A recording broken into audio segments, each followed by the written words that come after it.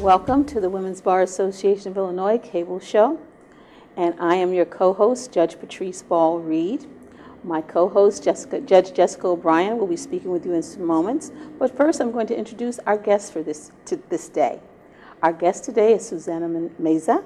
She is the Vice President of Marketing at Wintrust Financial Corporation. It is a financial holding company that is based in Lake Forest.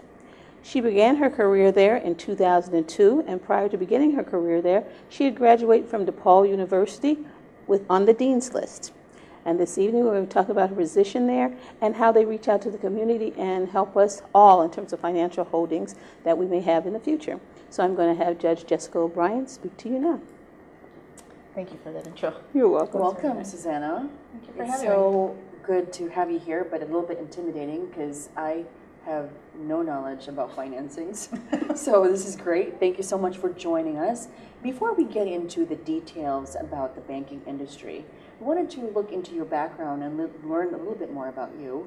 So you were born and raised here in Chicago. Born and raised here in Chicago with my parents Okay. and my grandparents from my mom's side. My sister. Okay. Your Who's now grandparent, 29. your mom's mom raised you. Well, in a household with four of them, so it's an extended family household. Okay. So my parents and my grandma and grandpa from my mom's side. Where's your mom from? Mexico. Mexico. Okay. Yeah. And your mom moved here When she was 6. What about your dad? When he was 21. Okay. Yeah. What did your dad do for a living? Drove for CTA. Okay, and your mom? Was a nurse. Nurse, okay. But you entered the financial industry. I know. I didn't expect to. Yeah, how did that happen? I was at an ad agency out of college. Actually, I did an internship program because DePaul has this wonderful requirement. Now it's a blessing that they make you get an internship in order to graduate. So I applied for an internship at an ad agency by the name of Citygate. It was publicly traded under the Incepta Group out of London. And then they hired me. It was the first time they had ever hired an intern. Wow. So I'm there, everything's going great. I'm paired up with the business development VP. So your major in DePaul was business? At College of Commerce Okay. and the College of Communications, because I did a dual with journalism and marketing.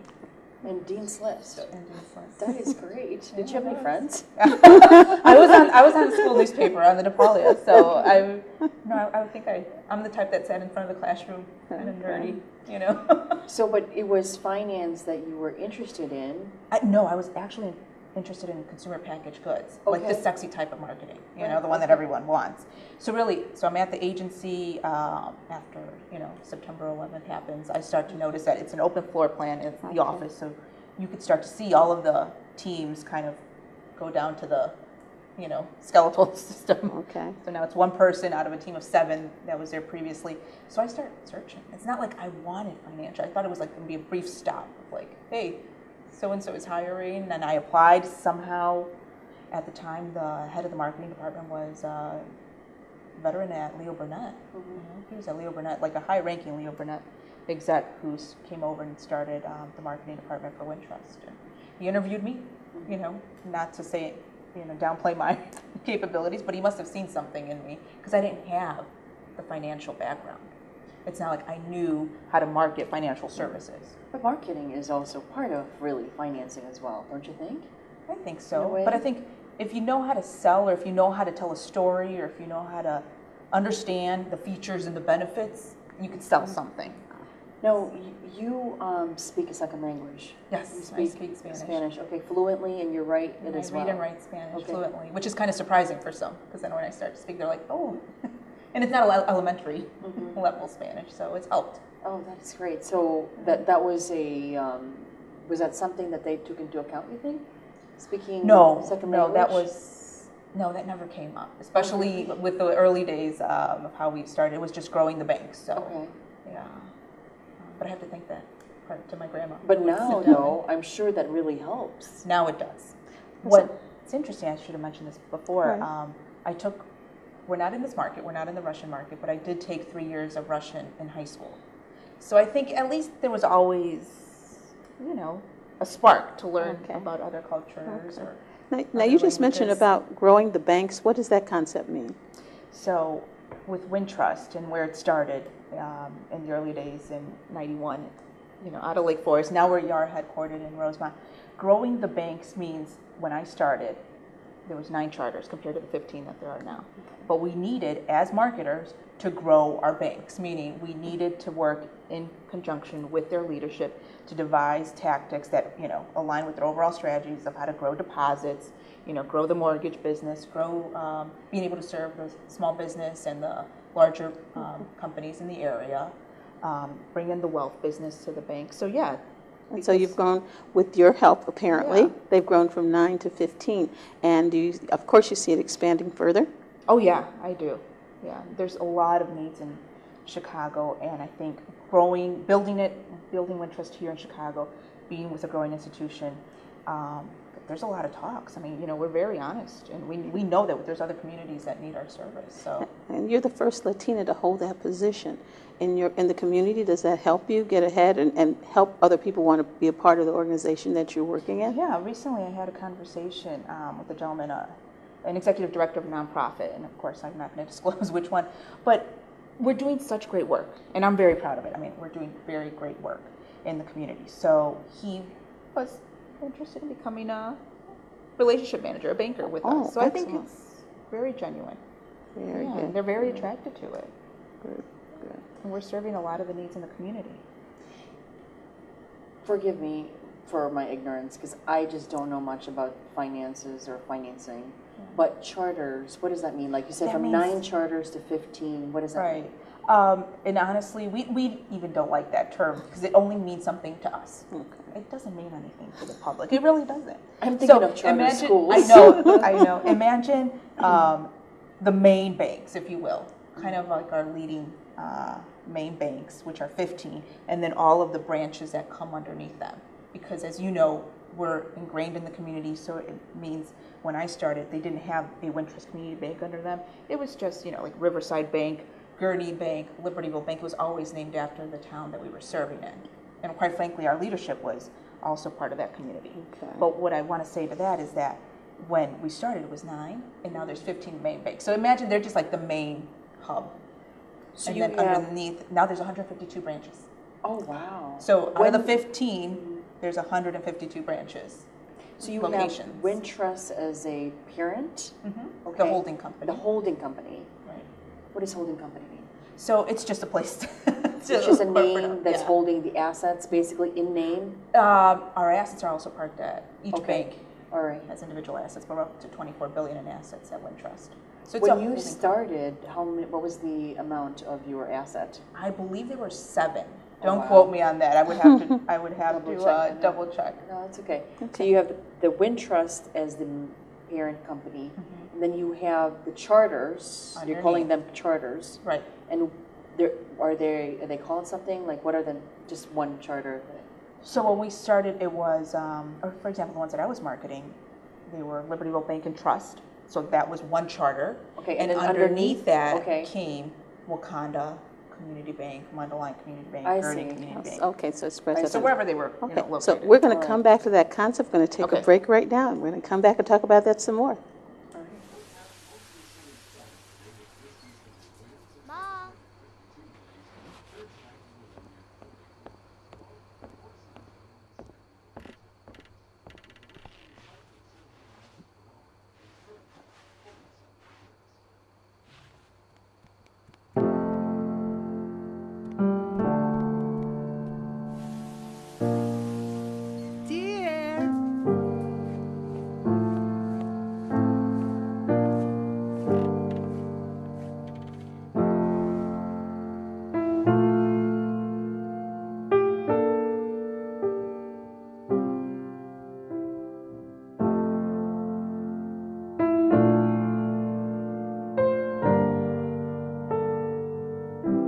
In your new role, we help you help. Visit aarp.org/caregiving for information on how to provide even better care for the person who once took care of you.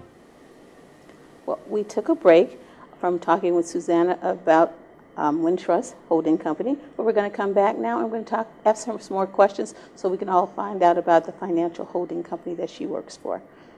Our basic 101 lessons regarding the holding company and the charters and then the banks underneath them. So But the buildings that we go to are the ones that are underneath the charters, is that right? More than likely. Okay. Yeah. But you could walk into one of our chartered banks too. So yeah, it means nothing. Like I said, charter means nothing to the outside. We should be really conscientious about, touting our local banks. Is it safe to say, though, that charters are bigger than the local banks?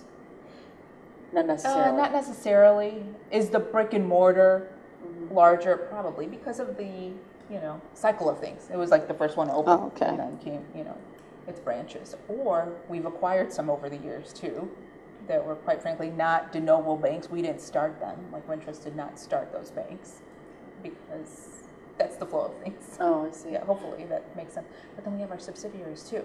Oh, okay. So, Wintrust Mortgage, we have our niche market. So Wintrust Mortgage, Wintrust Wealth, and then we have a lot of niches. Would that be above? No, it's just all in tandem, I would say. Okay.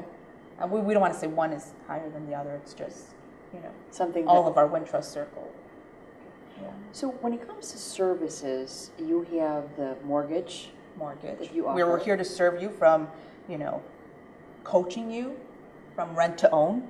So you're a renter today, you want to move into your home. We have programs that coach you all the way to being ready to lend money to you and, for you to obtain a mortgage. So mortgage. Do you do that? Do you require that of your borrowers before they? Oh, no. Okay. No. You can come to us and find, Education. You're coming to us to obtain a mortgage at the end of the day. Okay. But hopefully we do a great job Right. and we earn your business. Right. Yeah. So and you your have the family's mortgage, business. and then what's Wintrust the Wealth. Okay. Is that the So investment? Investment arm. Okay. Yeah. Anything from investing 101 to estate planning, trusts. I mean, Patrice has all these millions that she has. Then we have to get those to That would be nice if I could get somebody to tell me what to do with it. Now, you came into Wintrust as a younger person, as it were. Has that changed your perspective on how to approach the market since you started so young at Wintrust? Has that changed any?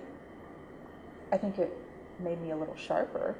I started, and I would be willing to admit this, with a lot of credit card debt. Because you get a job, you're very excited, you have all of these offers, right, for credit cards.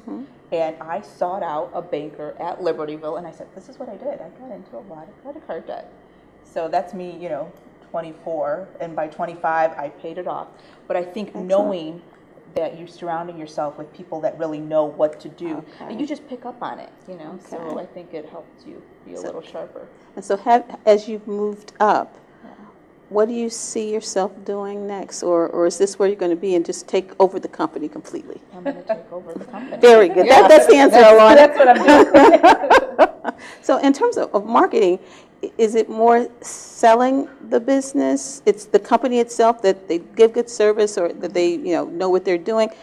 What's the marketing angle? How do you market that? The marketing angle, I would say it's almost more on the lines of corporate citizenship, where Wintrust has a slew of offerings, capabilities, services, expertise, and here we are connecting two organizations. And those organizations could be, professional associations, chambers, nonprofits, any group out there. So it's really presenting our entire capability. So those are interesting conversations to have, because you know a little bit of everything, but not, enough to be dangerous. But you still know a little bit that when we're talking to any organization, we know how to, Okay, so when you connect with them, what do you do with them? Do you have a meeting with them? Do you have town hall meetings with them? How do you approach them? So the organizations that we work with, knowing that some are very B2B in nature, some help out kids and families, some help out renters, or on the, they're more on the home servicing. So depending on their angle or area of focus, you are right. We have a meeting, right? Usually my days are spent with executive directors and then their business development directors. So it's understanding, and most of the times at this stage, they've had either a very negative or very positive experience with a banking institution, but then they're saying, okay, how do we really work with you? And we're of the opinion that we don't like to, give our sponsorship dollars or partnership dollars for one night. We're really here to serve, and it's a genuine, starts from the top down, from our CEO, Ed Waymer, all the way down. It's a very genuine approach to service. So it's not us connecting with organizations saying, oh, do you have gala coming up? Do you have, X thing that you're looking for dollars for? No, it's what are what does your audience need, and how can we help them? And then how can you help us achieve our strategic goals? And I think Does that that's a really great approach, though, because, I mean, as the president of this organization, I always view partnership with organizations, financial institutions or law firms that support our organization. I'm always thinking, what are we doing to give back to them as well? Because I think that's important, because when you're supporting us, we want to be able to support you as well. And we're so grateful, by the way, that you're sponsoring our cable show. I mean, this is really, thank you. And quite an honor. But we want to, of course, make sure that, you know, your organization is, I see it everywhere. Like when I go to the Sox games, go Sox, you know, I see the Wintrust, and going down 9094, I see a big sign, Wintrust. Your organization is really out there supporting the neighborhoods and looking at small businesses and helping them grow. Oh yeah, we're going to take a break now. We're starting to talk about sponsorship. We're going to talk about it some more. We're going to take a break at this moment in time and come back. So a noun is a person, place, or thing. A verb is an action word. Max, something to share with the class? Come on. Shh. Thank you. How tired I am of this unbearable distance between us. How I long for the toll of the recess bell. Have you forgotten me? Grown mindless of me? Tell me I am not riding into an abyss, or that is what will become of my heart.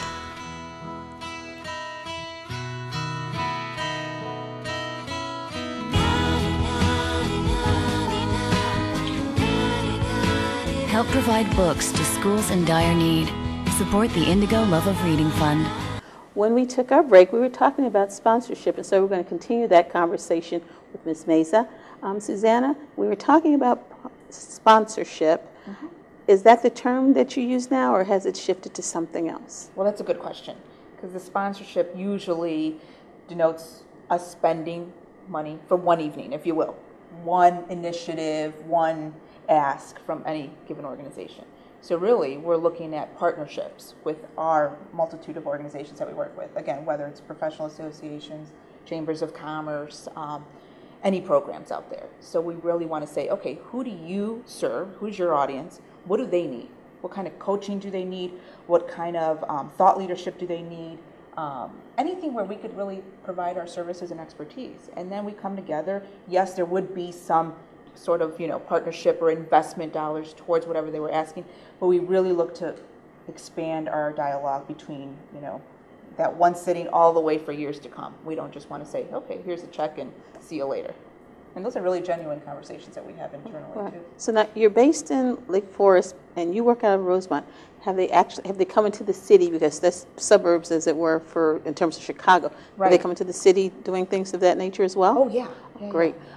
We moved into our corporate headquarters in 2012. Okay. So April of 2012, we moved from being based out of Lake Forest to 9700 West Higgins in Rosemont. So now we're all under the same roof, all of the corporate teams. Okay. So we were a little scattered, but there was part of the growing pains. So really, while I started working in Lake Forest in the marketing department, when the marketing department were our boss and me, one of three, we moved out of Lake Forest to Skokie. So that was the transformation of Wintrust as it grew. But now we're in Rosemont, so we're all under the same hub. But with that said, you're right, we are moving in communities. We're in the Mayfair community, we're in the Pullman community, we're in the Beverly community. Gosh, it goes on and on. We're in Logan Square. We're at 70 West Madison here. We're in Streeterville and River North, and it goes on and on. And they keep evaluating. Our leadership is evaluating on where is the next place where we need to serve the community. Oh, that's good. What are the criteria that you have in mind in determining which partnership to enter into? I'm sure you get a lot of asks. Oh, we get a lot of asks.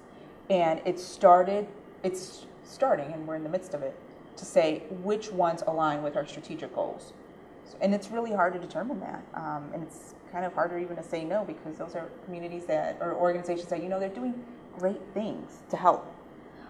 But we don't have, we don't have that much to go around. We need to be smart, say, okay, which ones really align with our strategic goals and our values?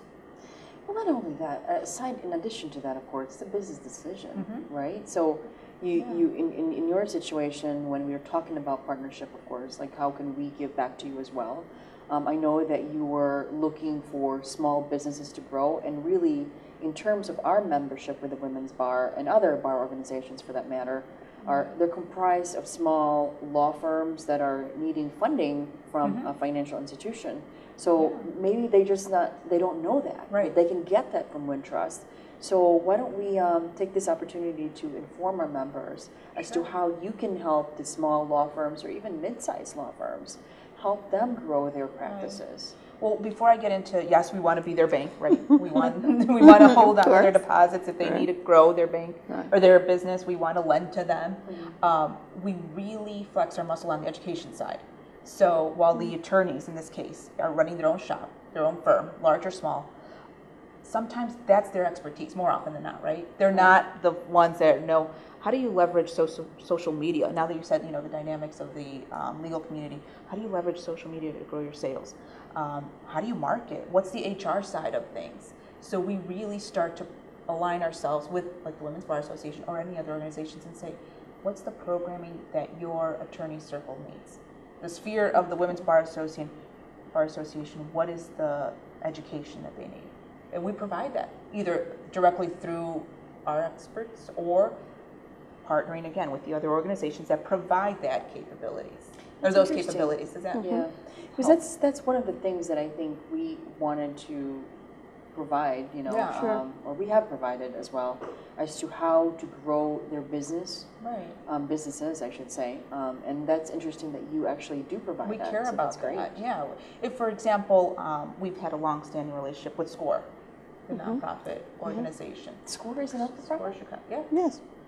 So they started as a Service Corps of retired execs, That's but these are now they're not retired execs. They have changed their model to be, inclusive of folks that are 35 and ready to sell their company, but they know a lot and can share that expertise. What is SCORE? Because I'm thinking of it's SCORE. It's a business organization, and they've been providing service for at least 20 years. Yeah. So they started as retired execs. Right. I see. But now it's those folks in the trenches doing it, owning their own company, managing their own company. But imagine tapping some of those experts to say, okay, how do I use YouTube to grow sales? There's a way to do that. And I didn't know that. So I've sat in all of these workshops. But the point there is, okay, the Women's Bar Association has these small firms, larger firms that need that part of, that part of the education to grow their firm.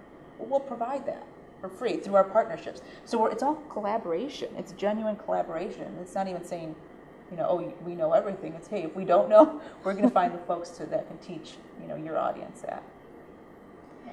And of course, when I met Susana, it was funny because we had lunch and we just talked for an hour. Yeah, and she said we had lunch at Federino's, and I didn't, of course, as judges, we can't solicit. But she said, I'm really impressed. You never even asked me for money. So, and quite frankly, I believe, and I've noticed this, that some of the better relationships, the start of the relationship, it's more without a proposal, no sponsorship deck. It's just, what do you need, and what do we need, and what can we offer, and let's meet in the middle. I think those are some of the better conversations that we've had. Right. It's like, how do we help you meet your needs, and how can you help us meet our needs is, I think, in line with your newfound theory of partnership. We want to be Chicago's bank. That's our. Oh, that's a good motto. Yeah, I like that. And it's not just a tagline that we're going to slap on something or we've slapped on something else. We're Chicago's bank. So excellent. Okay. Wintrust was founded here in Chicago, right? Yes, in Lake Forest, but it's still Chicago. It's still Chicago. Well, actually, it's been great talking with you. This is our first segment of speaking with you this evening. It's been a great time. We're going to talk some more about those partnerships and sharing and all those things we've been talking about with regard to Wintrust. But thank you for tuning in. I hope you enjoyed our show today. We're going to have a second segment with Susana Meza, Vice President of Marketing at Wintrust Financial Corporation. Can't get enough Thank you of for her. having me. And she's going to be back. Oh, So thank you. we still have lots of information to get from her. So I look forward to the second segment. Thank you. Thank you.